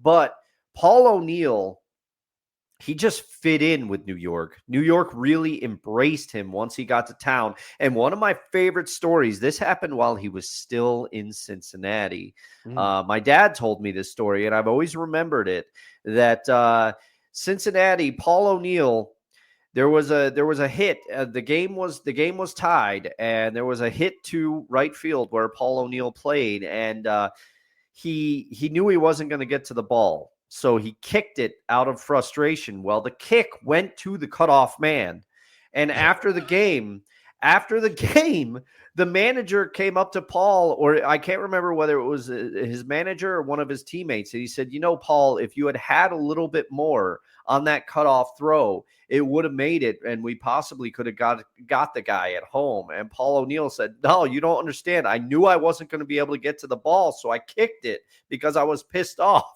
Mm-hmm. and it still hit the cutoff, man. I love that. I love that story. But Paul O'Neill, just the ultimate competitor. His career with the Yankees speaks for itself. His fieriness. He was the warrior. That was one of his nicknames, and he really embodied that spirit. He was always going to fight with everything he had, sometimes literally, sometimes figuratively.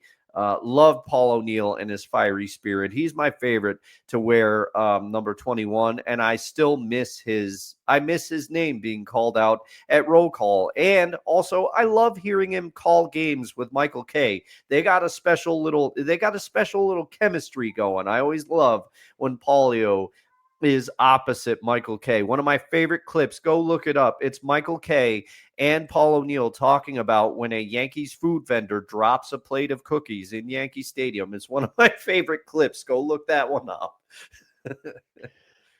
And also collaborated on a very good beer. Yes. As Warrior 21 IPA. Yes, I just had it for the first time last week. And of course, I should have known. I sent a picture to Ryan. I said, have you had this? He said, yes, very good. I should have known that he would get to the beer before I did.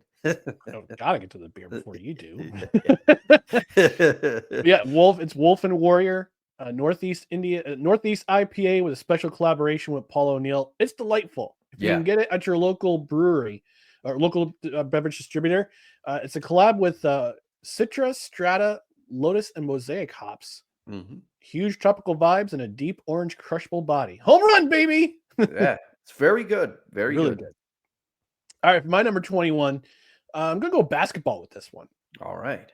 And this is going to be much to Dustin's chagrin because it's his chief rival that I'm going to talk about here and gush over for the next couple minutes. Oh, I saw it. Yeah. Okay. I know where you're going. Tim Duncan. All right. I'll keep quiet. But I remember his back in 1995. It was right before my brother Jeremy went to the Navy, and this was my senior year in high school. That Wake Forest team that I hoped was going to start a new dynasty in the ACC. They played in they were with the Demon Deacons of Wake Forest. Wake Forest, yep. And that team was incredible with Randolph Childress at guard. They won the ACC that year. I think they beat Duke. No, they beat North Carolina in the championship game. I remember that game because it was the last meal before my brother went to basic in Illinois.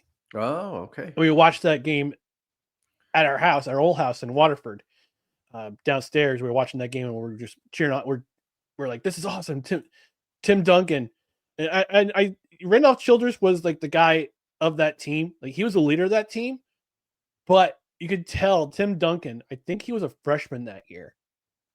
You could tell that Tim Duncan was going to be that guy. Mm-hmm. He played, and this is in an era where you played all 4 years. Yep. Or you declared after your junior year. He stuck in school all 4 years. He stayed at Wake Forest all 4 years. And he actually no, I'm sorry. He only took 3 years for him to graduate. Oh, okay. He actually co-authored a social psychology book. Wow. And he actually has a degree in psychology. He entered the draft in 97 and was the number 1 overall pick by the San Antonio Spurs. And that was the year that it was the year that David Robinson was out for basically the entire year. I believe he tore his Achilles, if I'm not mistaken. Yeah, I think you might be right. And then they bring in Duncan, and it took them only 2 years, but they got all the way to the finals and they beat the New York Knicks in 5 games. The gentleman's sweep in 1999. And from there, you just kind of saw that Tim Duncan's stock just like continue to rise. And here's the thing about his career, which I appreciate.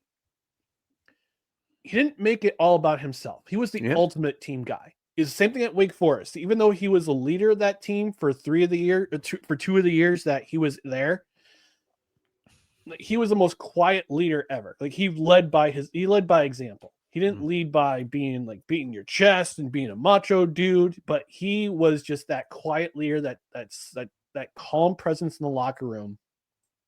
And was just the guy that you followed because he put in the work. Yeah, he did. Played 20 seasons in the NBA at power forward at center. Was a part of. He was a part of the 2004 Olympic team in Athens that won bronze. Unfortunately, he never won a gold medal in the Olympics, which is sad. In the Basketball Hall of Fame. Won 2 FIBA Americas championships in 1999 and 2003. Won a gold medal at the University Games in 1995 with the United States. That's the one thing that I think I wouldn't say it was unfortunate for him, but he's 5-time NBA champion, 3-time in Finals MVP, most valuable player twice, but he never won a gold medal. And I think I was hoping he would, but that was the 2004 team that was just awful. Awful. I mean, and as far as USA basketball standards, Yeah. because it was the first time that they lost a game in the group stage. They got absolutely speedboated by Puerto Rico, if I remember correctly. And they limped their way to the medal round. They got beat by Argentina, who wound up winning the gold medal with future teammate Manu Ginobili. Yep. And they limped to a bronze medal. They almost lost to Lithuania. If I remember correctly, they almost lost to Lithuania in the bronze medal game. So, but Tim Duncan, like one of those guys who was a big man. He led by example. Mm-hmm. Actually he wanted to be an Olympic swimmer. Oh, wow. But he was born in the U.S. Virgin Islands. He wanted to be an Olympic swimmer. He wanted to be a competitive swimmer. But after Hurricane Hugo moved through the islands and when he was 14, he switched over to basketball. Mm-hmm. And it worked out pretty well. Yeah. All those accolades, and being part of those teams, especially the being part of the Twin Towers team. Not talking about Big Boss Man and Akeem. I'm talking about Tim Duncan, and David Robinson. Yep. The Admiral and Timmy, as one SportsCenter anchor used to call him. I can't remember, but I do love the big fundamental. Yeah. That's what Shaq called him. I was just about to say that. And I will tell you, as a Mavs fan, I respected Tim Duncan, but he annoyed me because you could not stop that shot off the glass. He knew how to do it at the perfect angle. It was going in every time. And people used to say, oh, he uses the glass. Well, stop it then. Figure out how to stop him. And guess what? You couldn't. And like you said, he put in the work. The only thing that drove me crazy about Tim Duncan is any time a foul was called on him, he would do the same thing. He'd have his hands out and like his eyes would get big. It's like, all right, Tim, you fouled him. All right. Not every time that you fouled somebody, you're like, what? I didn't do anything. That was what the expression said to me. And I'm like, okay, Tim, you definitely fouled him. Stop doing this. But nobody could stop. His game was not flashy, but it got it done every single time. And if he needed to put the team on his back, he could do it. And those Spurs teams had a lot of people. But when they needed to win a game, they went to Tim, because Bruce Bowen was a defensive stopper. Manu Ginobili was a star. Tony Parker, he made the big headlines. He was a great distributing point guard, great player, and he married Eva Longoria and then stepped out on her later in life. What are you doing with that? But I know, right? I know. But whenever they needed to win a big game, you would see the ball in Tim Duncan's hands late, and he would be making that shot off the glass and just absolutely decimating people. Yeah. Honorable mention for number 21 to LaDainian Tomlinson. Oh, yeah. I thought about LaDainian. Those 2 years we all know him as a Charger. Yes. San Diego Charger, by the way. Yes. But those 2 years with the Jets, those were 2 magical years. But at the end of 2010, he was just like, 2011, when they missed out, they had that team that could have took that next step and go to the Super Bowl. He dipped out on them afterwards because the environment was just so toxic. Yeah. But those 3 years, those 2 years, 2009, 2010, he was with the Jets. Were magical. I really did think about LaDainian Tomlinson. He would have been my number 2 because he was just one of those. You know that feeling you get, Ryan, when you realize, okay, I just watched somebody really great play, and I'm glad that I got the chance to watch him play because LaDainian in his prime, as good as anybody, hard to stop. I got to see Tom Brady, Peyton Manning, play live and in person. But that's amazing. They were on other teams. Yeah. All right, we have been talking long enough. Yes, we have. But we're going to get out of here. Before we do that, just want to remind you, quick bracket update. I hit 27 of 32 picks. Oh, wow. Doing pretty good. Did you get burned by McNeese beating I did not. Clemson? I had McNeese. Okay. I got burned by UC San Diego, though. But I mean, Michigan Michigan lost only by what? Let's see. Michigan only beat them by 3. Oh, And I wow. thought Michigan, I did the research on it, and Michigan apparently is a turnover machine, like Uh. the Wolverines baking company. And I guess UC San Diego was one of the best defensive teams in the nation. I'm like, oh, this has got to be a pick. So I missed out on them. Missed out on that one. But it's a good bracket so far. I'm 6th in the Levac and Gaz League, the brackets. I'm 4th in the Ice Shaker League bracket, and I'm 4th in the I think I'm 6th in the Belly Up bracket. Belly Up. So. Yep. Okay. Oh, and I'm sorry, I'm 3rd. I'm Oh, tied for wow. 3rd. Yeah. Wow, there I'm you doing go. pretty well. But this is usually where you see the separation after the round of 32. This is where it starts. But all right, we're gonna get out of here. We'll be back on Tuesday for our show at 6:30 p.m. Eastern. But in the meantime, give us a follow on social media: Facebook, Twitter, Instagram, YouTube. Just search for No Credentials Required, and also check out other podcasts and written articles on bellyupsports.com. On the podcast side, subscribe to the podcast wherever you find podcasts, including Apple Podcasts, Spotify, Spreaker, Amazon Music, iHeart, TuneIn, and Pandora. And also, please don't forget, hit that notification bell on Twitter and on YouTube. That way you know when show announcements go up, when live shows go up, and when any video clips go up that we might make afterwards. And also, if you missed the show, the video program, it'll be on later on the Belly Up Sports YouTube channel. It's also available. The audio-only version will be available on YouTube, on our YouTube page, when it's uploaded. On the podcast side, also subscribe. You can also rate, review, comment, leave us a 5-star rating would be very helpful. Leave us a review where you can leave a review. And also on Spotify, leave us a comment. And also, if you're watching on Belly Up Sports on the YouTube page, leave a comment in the description and leave a comment below. Like, what's your master's meal? What ballpark food do you want to try later? Who's your favorite number 21? And also leave us any comments about NFL free agency as well. But that's going to do it for our program, the Saturday Brunch edition of No Credentials Required, where you don't need a press pass to talk sports. We're proudly presented by Belly Up Sports. For Dustin Henry, I'm Ryan McCarthy. We'll be back on Tuesday, 6:30 p.m. Eastern. Talking who knows what. We'll figure it out because we just went hours on food. Yes, we did. We went a long time on food, but we'll talk about sports on Friday or Tuesday. There we go. I need to stop. All right. Have a great weekend, everyone. We'll talk to you on Tuesday. Good morning, everybody.